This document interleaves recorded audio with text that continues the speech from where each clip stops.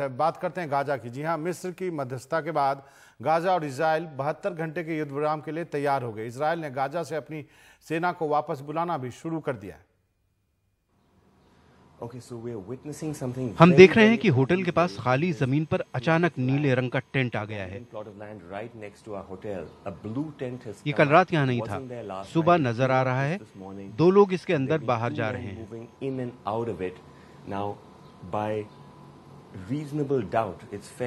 हमें लग रहा है कि हमास की रॉकेट लॉन्चिंग साइट है।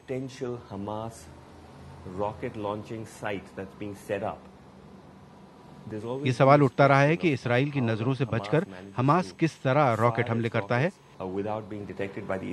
ये एक तरीका है जिसे टेंट के अंदर रॉकेट को असेंबल किया जाता है। ये तैयारी उस तरफ भी इशारा करती है जिसका आरोप हमास पर हमेशा से लगता रहा है कि वो आबादी वाले इलाकों से रॉकेट दागता है।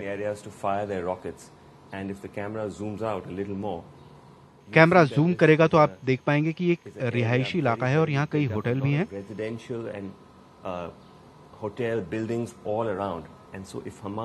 अगर हमास यहाँ से रॉकेट से हमला करता है तो यहाँ रहने वालों को इसके नतीजे भुगतने होंगे।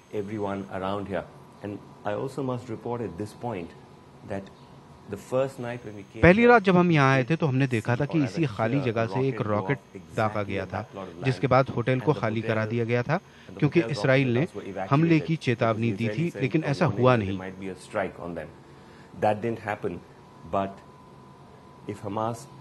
अगर हमास दोबारा ऐसा करता है तो पता नहीं क्या होगा।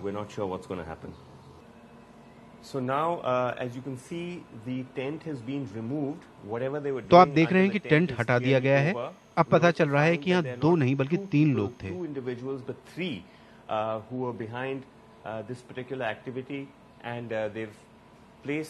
उन लोगों ने रेत में जो कुछ दबाया है उसके ऊपर झाड़ी रख दी है।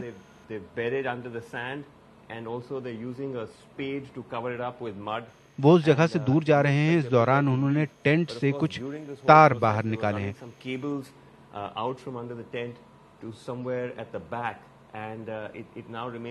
देखना होगा कि क्या ये रिमोट से इस रॉकेट को चलाएंगे।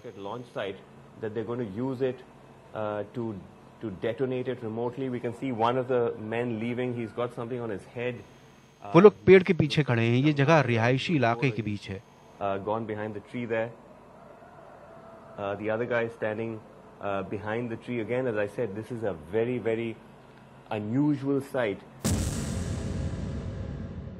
So that's the rocket being fired today morning, a day after. इस रॉकेट को दाग दिया गया है। इसे ठीक 1 दिन पहले ही लगाया गया था। Okay, so we're heading to the spot. अब हम वहां जाने की कोशिश कर रहे हैं जहां रॉकेट दागा गया था। Seems to be in an open plot of land.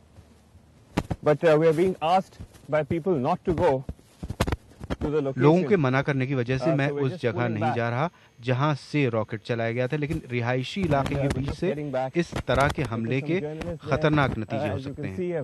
Wave to us saying not to go there. Okay, so we're not actually going in there because it's been rightly pointed out to us that there could be an immediate Israeli retaliation to the rocket that was fired from here. But you can see very clearly this is a very, very dense residential and commercial area, and therefore firing the rocket from here will obviously have serious consequences for those who live here should Israel choose to retaliate. In Gaza, with camera person Sanjay Mandal and Neha Masi, Srinivasan Jain for NDTV.